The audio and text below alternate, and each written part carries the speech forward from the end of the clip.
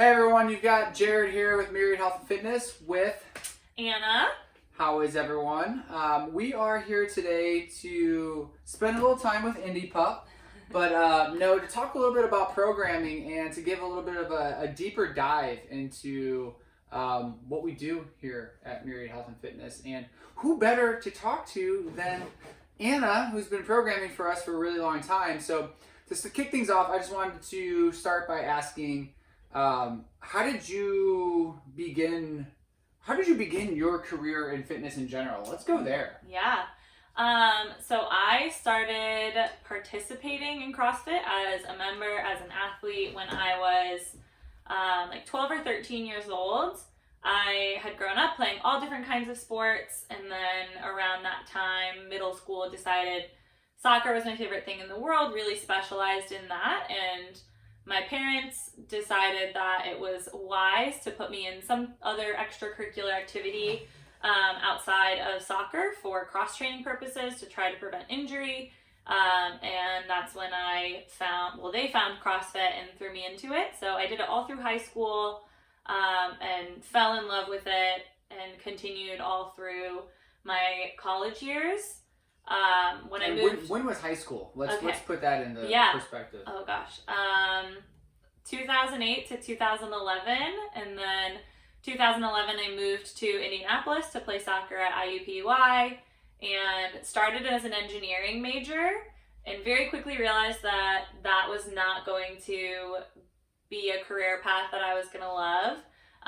So that's when I started coaching a little bit at then CrossFit Naptown with Jared and Peter, interning more in the summers, and pretty much knew all through college that that's what I wanted to do. I wanted to get into fitness, coaching, just being at the gym all the time because it was what I was passionate about. So when would you say, when were you introduced to like the programming side of fitness, of CrossFit specifically? Well, when I was in high school, I competed in CrossFit and into college and after as well. So I think my first kind of dose of understanding the programming side was when I was looking at it as an athlete and learning what my strengths and weaknesses were, how to program to keep my strengths, but really to work on my weaknesses. Mm-hmm. Figuring out that balance and having conversations with my coach at the time about how that process worked. And then as I got older, as I got into coaching, I took my level 1 and learned they do a whole programming lecture there. So just got a lot deeper into programming as I started coaching and understanding the why behind general physical preparedness or GPP compared to programming for someone trying to compete in this sport. So I would say it kind of was all throughout, but got a lot deeper when I started coaching. Yeah. So you hit on a lot there. Yeah. There's some finer details in that whole story, which I love. So you threw out the term GPP. Mm-hmm. What is GPP? So I think of GPP as what everyone should be doing. General physical preparedness is what that acronym stands for, and that is exactly that. Being physically prepared for just about anything. You can think of it in very real life terms of being able to pull a casserole out of the oven, or being able to walk your dog, being able to lift your kid into a crib, put your luggage into an overhead bin, or you can get weird with it and think like, all right, zombie apocalypse, am I able to, run fast enough, climb onto something to escape the zombies? That's what I think of as general physical preparedness, that if life throws a task your way, you're going to be able to handle it. So it's very general. There's, you need to be able to be fast, you need to be able to be strong, you need to be able to be mobile. You need a little bit of everything to be like truly generally physically prepared. Tangent alert, because we do this often. Yeah. If you had to choose one coach in a zombie apocalypse to be on your team, who would it be? Oh, Richie. I'm driving to Richie's house. He's got a lot of skills. He's got, wilderness survival, weapons. You know, he's going to be a good teammate. I knew that answer. It's an inside Yeah. joke. Everyone would choose Richie. We all are choosing Everyone's house. going to Richie's house if there's ever a zombie apocalypse. So GPP is a guiding principle for CrossFit programming. Yeah. We're going to come back to that here in a little bit. What I really want to talk about is like, what does that mean for Myriad Health and Fitness as a whole? Because CrossFit is just one program of 8 programs we have. So what are we also taking into consideration when it comes to, you know, boot camp, yoga, longevity, nutrition, kids, personal training, all of that? Like how does that all work together? So every program has a little bit of a different focus, but I would say a guiding principle for all of them would still be sustainability. So the focus of yoga, you know, is much more heavily focused on mindfulness, on breathing, on flexibility, on those sorts of things. But we're also still very cognizant of, you know, safety in the yoga world, where we're not trying to get people to do crazy inversions, you know, kind of what I would call like Instagram yoga, where it looks really cool on your Instagram feed, but, you know, is that person getting out of that posture and then having to deal with like chronic back pain? So while the overarching focus of each program might be a little bit different, there is still the guiding principle of sustainability. Same thing with longevity. We are approaching the programming for a different population with that program. Same thing with our kids program, but it's all geared towards generally being sustainable. We don't want to push you so hard in your workout today that you can't walk tomorrow. Yeah. Specifically speaking of CrossFit versus Bootcamp programming, what are some of the core differences between the two of those? Yeah. So I consider the biggest difference between CrossFit and Bootcamp to be the level of difficulty of some of the skills. So in both programs, you're going to see a lot of variety of movements. You're going to see a lot of variety in duration of workouts. Some workouts where your focus is sprinting really hard, some where you're going for a long, slow distance type piece. There's going to be moving external load, so strength building in both. But at CrossFit, we are going to be doing harder skills like snatching with a barbell, overhead squats. You're going to see harder gymnastics movements like muscle ups, maybe programmed, handstand walking, that take a little more time to learn and teach, as well as more strength focus. So we're definitely doing strength things in Bootcamp, but it's higher rep strength work compared to at CrossFit, where we might be trying to find a 1 rep max. And a lot of that, again, has to do with the equipment we use. It's a lot easier to find a 1 rep max squat with a barbell than it is with dumbbells or kettlebells. So I'm going to throw a curveball at you Yeah. right now. So we talked about, you know, yoga, we talked about CrossFit, we talked about Bootcamp, some of the other programs. And then we throw in a mix of move classes. Yeah. Like what is move? What's the difference? Why move? And how is that different than other programs that we have? So I consider move to be like our very base level as far as difficulty. So theoretically, if someone were to sign up for a move class and it was their first day ever working out, the movements should be simple enough for them to participate. There might be some modification of the duration of the workout, of the reps in the workout, but at the end of the day, the movements should be simple enough that like people can just be moving. Hence Hence the name move.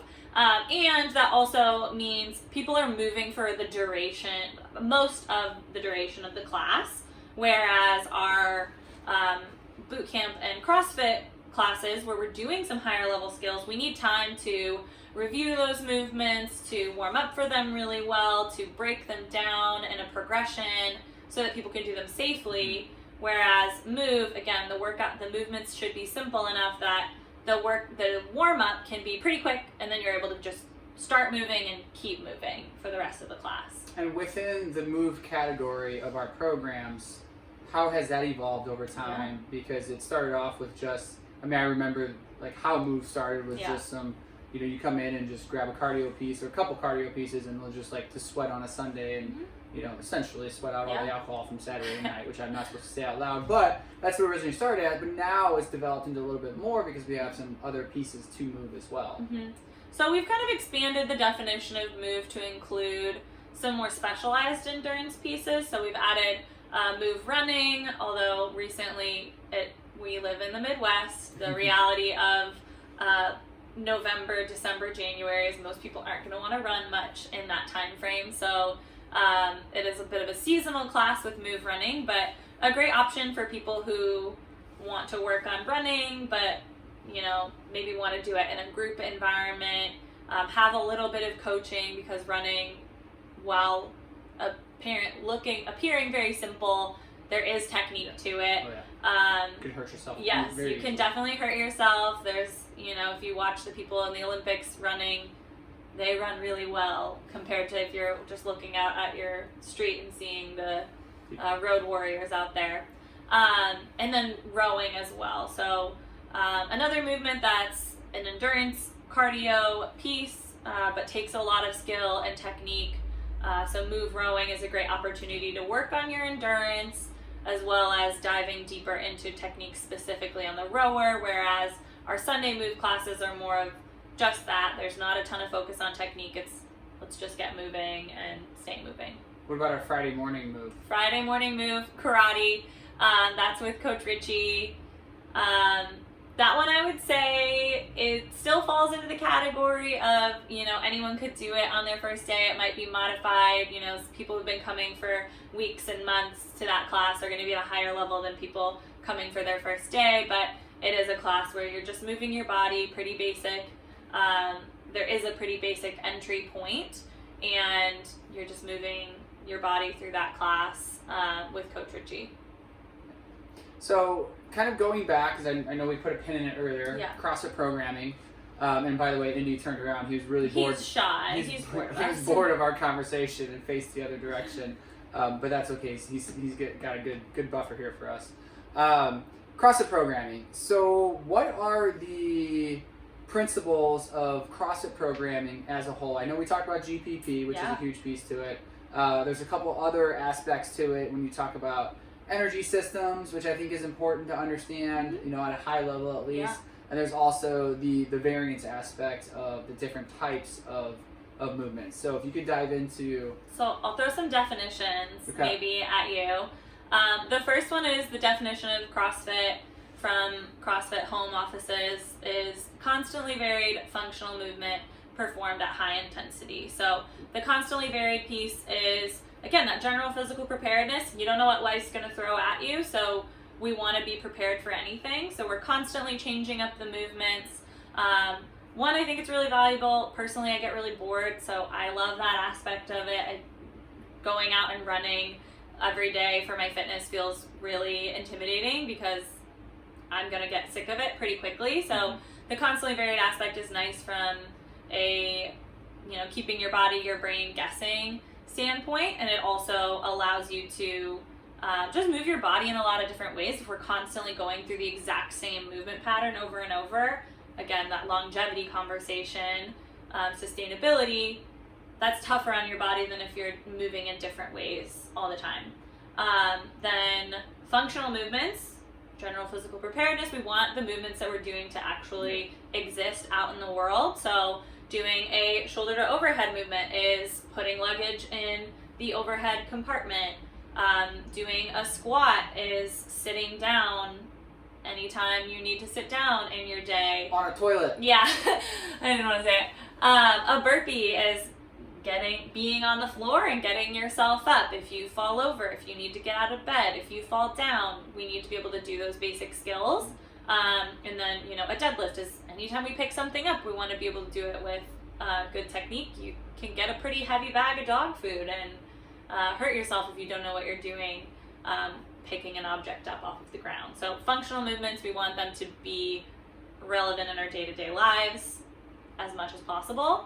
And then finally is relative or high intensity. I like to say more relative intensity because what's intense for me might not be intense for you, might not be intense for my mom.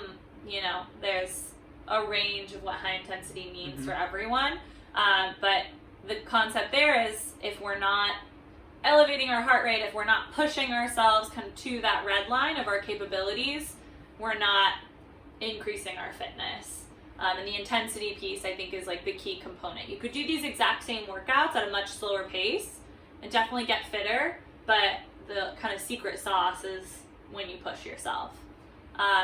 So I mentioned in there another definition: fitness, as defined by CrossFit, is increased work capacity across broad time and modal domains. So again, a lot of technical words. That's the there. point right now. Lots of technical words. Technical. So increased work capacity, that is the ability to do work. So that's, exerting force over time. If you're able to do the exact same workout, but heavier, you're doing more work. If you're able to do the exact same workout, but faster, you're exerting more power, you're doing more work in a shorter period of time. So that's the increased work capacity, which is the goal of all of this. Across broad time, so it's great if you are really, really good at working out for 30 seconds, like a really strong 30-second burst, cool. But now can you also work hard for 5 minutes? Can you keep moving for 20 minutes? Can you keep moving for 45 minutes? Across a broad range of time. And then modal domains is different modes like gymnastics, weightlifting, and monostructural. So being able to move your body in efficient ways, that's the gymnastic aspect. Being able to do push-ups, being able to do pull-ups. External load, that's anything weightlifting related. So being able to do wall balls, kettlebell swings, barbell movements, and then the monostructural is that cardio aspect: running, rowing, biking, swimming, etc. So broad domains can be anything like, oh, my house is on fire. I need to run in really fast and go get my dog and bring him out within like 10 to 20, 30 seconds so we can all survive. And then it can also mean like, hey, I'm going to go run the Monumental Marathon next weekend. And like, I got to run away from a zombie, a slow zombie. Yeah. So it's like all things is what we're shooting for. Wide range of time frames. And so with all that, you mentioned relative intensity, high intensity. So how does that work in like diving even further deeper from like a science perspective, the different energy systems? What does that look like? Why? I think one of the things we're really trying to get to is we get some feedback sometimes that like, hey class, we just did a 1 rep max today and that's all we did. Why is that? So again, that's different energy systems. Right now the words are escaping me. So there's anaerobic, that is shorter time frames. You're looking at anything from like 5 seconds to 3 minutes is generally considered anaerobic. And then as you get beyond that, the energy systems start to switch. So 5 minutes might be like mostly anaerobic, but you're starting to get a little aerobic as well. And then the further the time frames go along, the more you're getting into your aerobic system, the less anaerobic work you're doing. I think glycolytic is the other one I'm thinking of that is like also anaerobic. It falls into the category, but it is like a super short time domain. So that is a 1 rep max lift is in that glycolytic phase. So we'll have athletes who might be able to move weight for, 20 reps at a pretty high weight. But if you ask them to just do one, they're not as capable of putting out a lot of power in that short time frame. And the better you are able to, do work across all of those different time frames, the more you're increasing that area under the curve, your more work you're able to do, and the fitter you are. So we're just trying to cover all the bases, hitting all of the systems, and that's the 1 rep max is hitting that short time frame of 1 to 10 seconds is that fast, hard sprint power output time frame. Yeah. Are programs meant to be like smushed together and all done together? They can be, but I would say they are each individually programmed with someone just doing those programs in mind. So basically, it's like we are talking to one another, but we're not. So myself and Steven and Logan programming for CrossFit and Bootcamp. What I'm programming for CrossFit, I'm not also looking at the Bootcamp programming and saying like, oh, well, we're rowing in Bootcamp this day, so we need to do something different in CrossFit, or we rowed yesterday at CrossFit, so I have to do something different today in Bootcamp. You're looking at the Bootcamp programming and you're imagining someone just going to those Bootcamp classes. Same thing with CrossFit.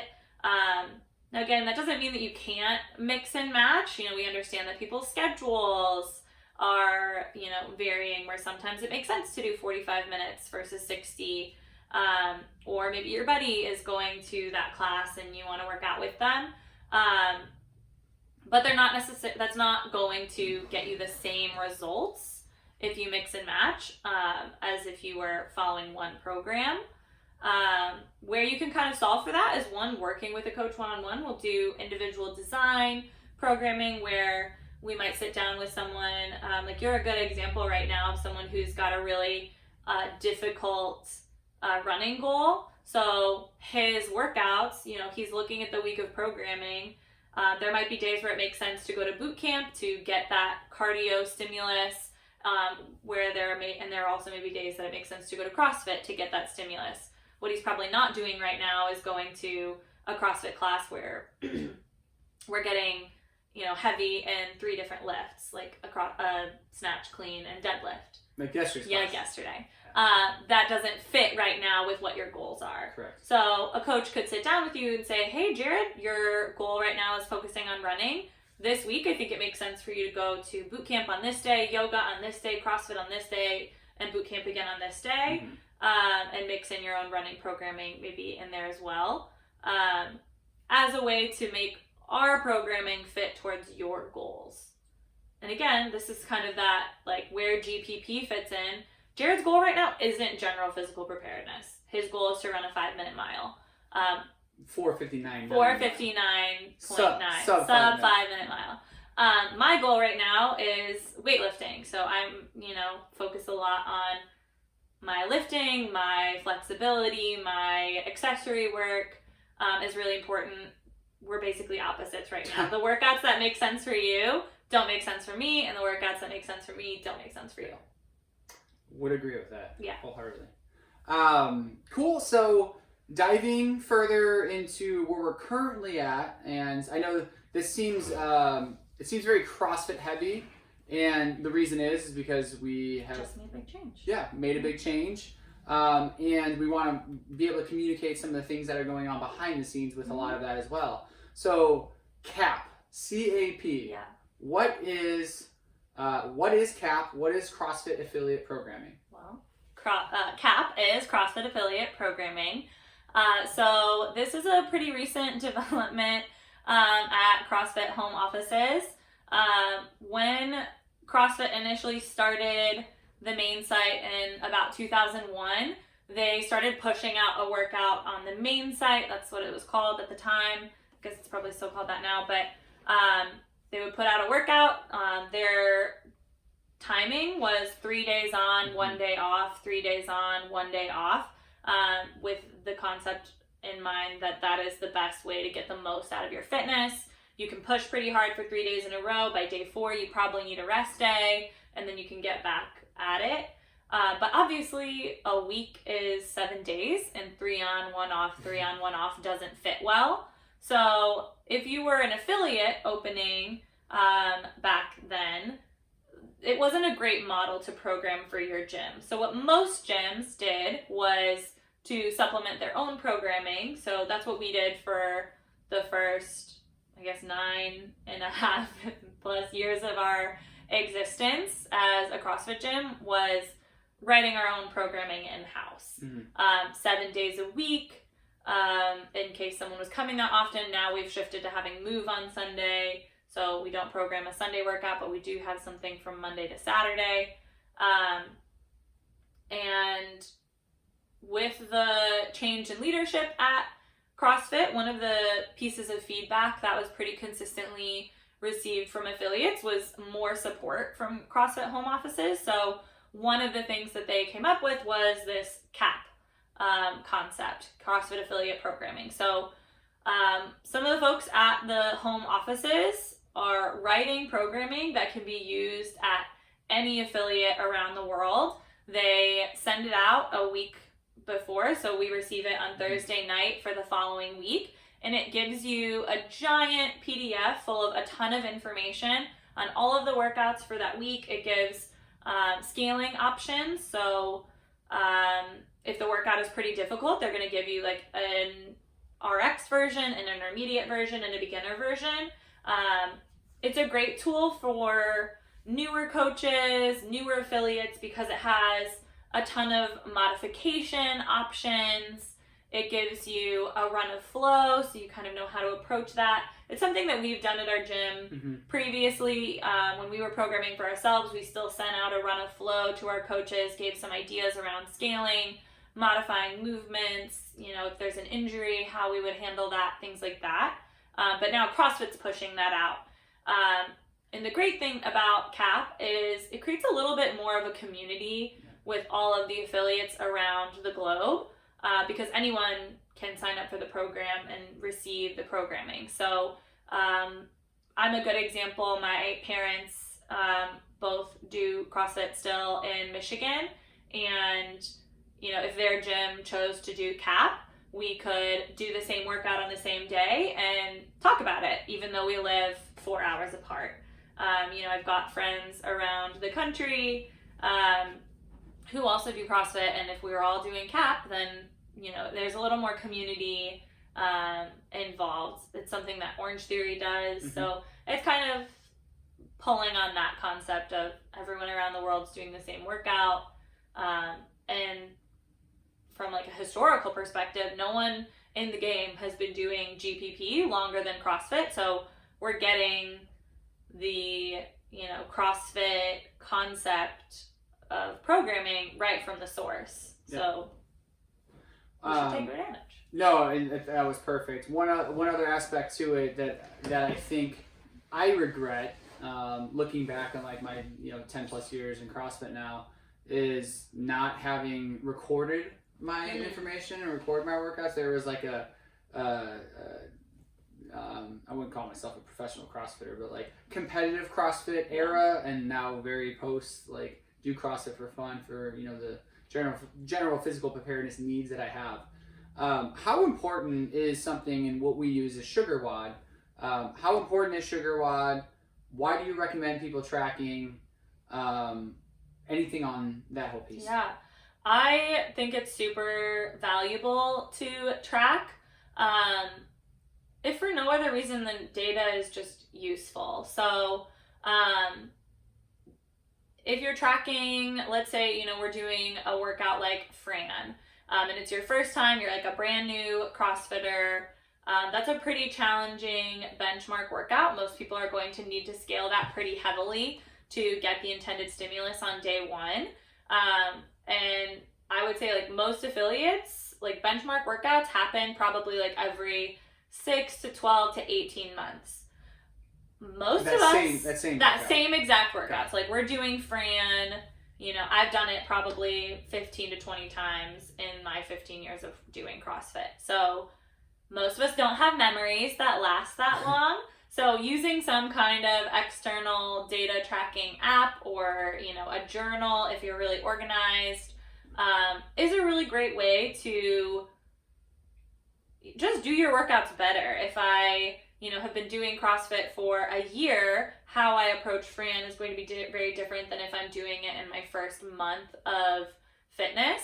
And, over that time period, I can look back and say the last time I did it, I did thrusters at 35 pounds, I did ring rows, and I did 15, 12, 9 instead of, the written 21, 15, 9 of thrusters and pull-ups.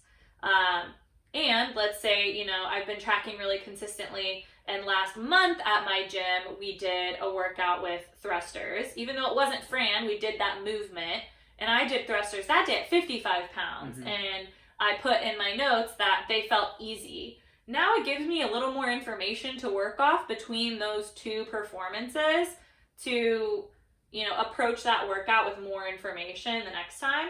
that's something I constantly see with people who track is they tend to get the stimulus of the workout right. Yeah. And what I mean by that is kind of going back to the energy systems. Fran is meant to be an anaerobic workout. You're trying to do it in under 5 minutes if you're truly getting that like Fran feeling of coughing up blood, maybe almost.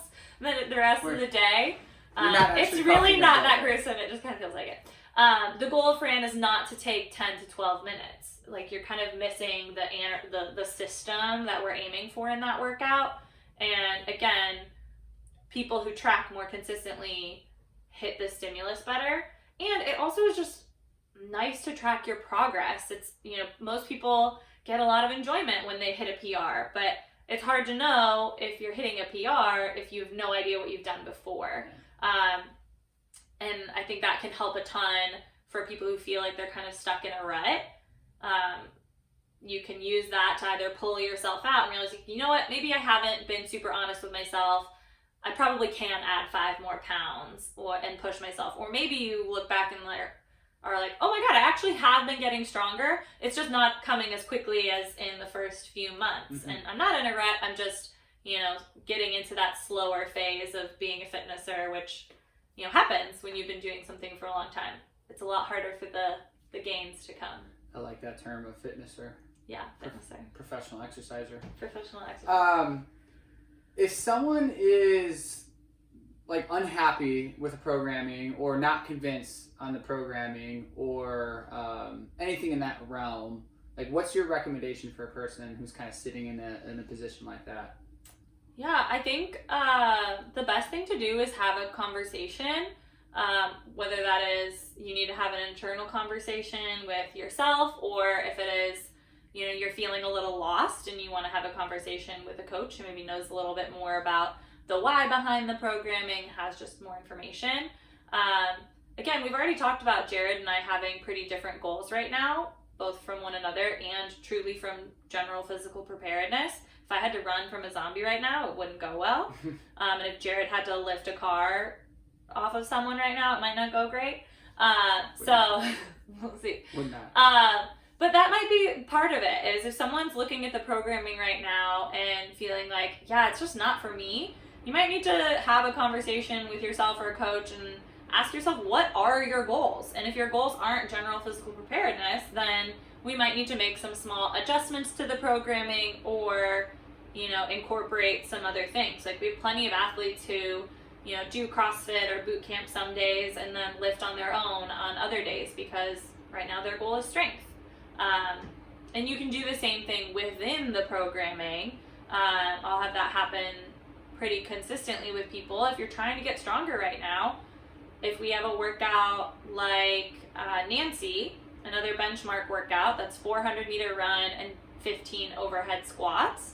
If someone's trying to get strong right now, maybe I have them do a 250-meter run and they do 15 overhead squats at a much heavier weight than what is listed. That's a great way to still do the class, but you modify it more towards your goals. So that would be generally my suggestion for anyone who's like, I don't get the programming, I'm struggling. Maybe it's an issue, just we need to understand how to modify it better, or maybe we just need to have the discussion on, is your goal GPP? Because that's the goal of the programming. One of my final questions is, why can't I have 30-minute AMRAPs every single day? Yeah. So if we kind of look back at some of the definitions of CrossFit and fitness, 30 minutes of an AMRAP doesn't fit in there. It's not varied from a time domain perspective. You're going to be really good at running away from a zombie for 30 minutes, but if you need to, as you mentioned, sprint inside to grab your dog and get him back out, you're maybe not going to have that ability to have a short burst of really high energy output. Your body's just kind of used to going this pace forever instead of doing that.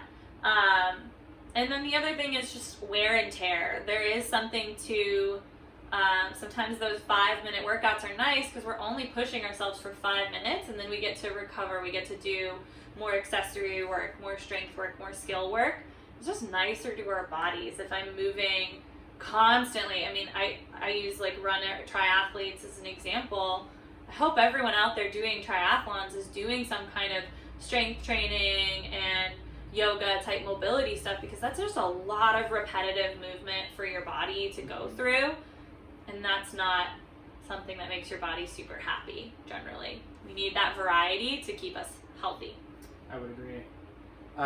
So closing things up a little bit on a programming perspective, Myriad Health and Fitness has a lot to offer. Yeah, there's a lot. And at the end of the day, you would say the number one thing to figure out is like, what is your goal? Yeah. Do all people have to have goals though? I guess that's where I'm kind of going on that one. No. Or is there other positive attributes to just doing fitness in general? Yeah. I don't think everyone needs to have a goal. Like, it doesn't need to be a very specific goal, I guess, is maybe what I'm saying. But I do think having some kind of, a why is important, I guess. And maybe your why, again, is being able to, watch your kid have a child and, like, become a grandparent. That can be a goal. And obviously that's just being healthy for the long run. I'm a big believer in doing things that you enjoy. So if you're miserable in your fitness routine, maybe we need to make some adjustments. And for some people, what's fun is doing something totally different every day. And maybe it doesn't mean I'm shooting for a really specific goal. And that's okay. If you're having fun and staying healthy, then great. Like, that is also perfectly fine. Your goal could be just to have fun, to get in, to take care of yourself. And again, that isn't the same as a very specific goal, like a sub 5 minute mile, but it is still a goal. And I do think it's also important for people to understand that goals and priorities can and will change. Your goal when you're in, your 20s, you're single, no kids, have a lot of free time on your hand, might be way more intense than when you're older, you've got kids and a family and much more limited time.